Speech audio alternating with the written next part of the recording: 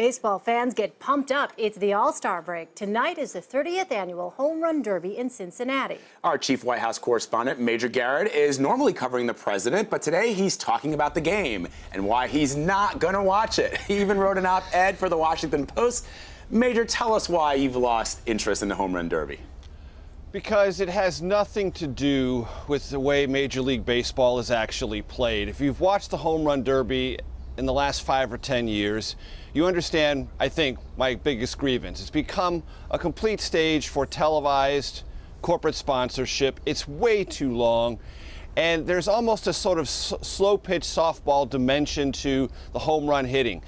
And the major leaguers who go up and try to hit the home runs have pitchers now that are so refined, their understanding of the sweet spot, that batters have the ball thrown exactly where they want it at this incredibly slow speed so they can hit a lot of home runs. That's not the way the game is played.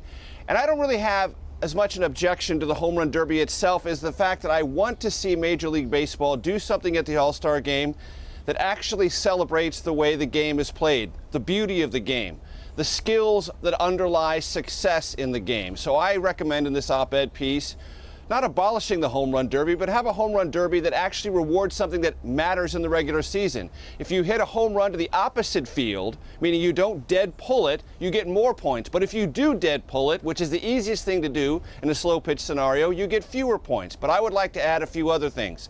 Speed around the bases, throws from the outfield, throws from the infield, accuracy, precision, the kind of things that, for example, the NHL does around its All-Star weekend, skills competitions that celebrate the things that players actually do well that makes a difference between winning and losing. I think fans would love it. The TV ratings would be much higher. By the way, last year's TV ratings, the lowest since 1997.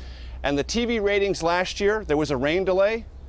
The rain delay ratings were almost as good as the Home Run Derby itself. That ought to tell you something. You know, Major, I have to tell you, I really enjoyed your piece. For people who aren't aware, Major is a poet. He really is. I mean, great writer. Your use of the English, your use of the English language, so Major. But you know, you talked about in 1978 when you saw your beloved San Diego Padres, just sort of contrasting what it is that the Home Run Derby is now and what it was back then. You said the atmosphere was innocent and improvisational. Take us back to that time. What is it? You seem like you're such a purist in this respect.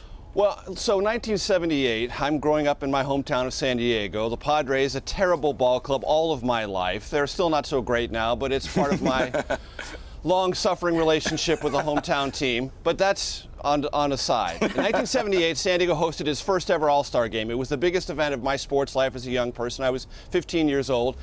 And the marketing people behind the Padres said, you know what?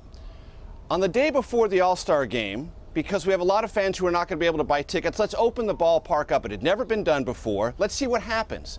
Almost 40,000 people showed up. It was free. Parking was free. The concession stands were open. And all we did was sit in the stadium and watch the ball players take batting practice and take infield. That's all that happened. There was no logos. It was not on television. There was no Home Run Derby. We just watched All-Stars practice the day before the game.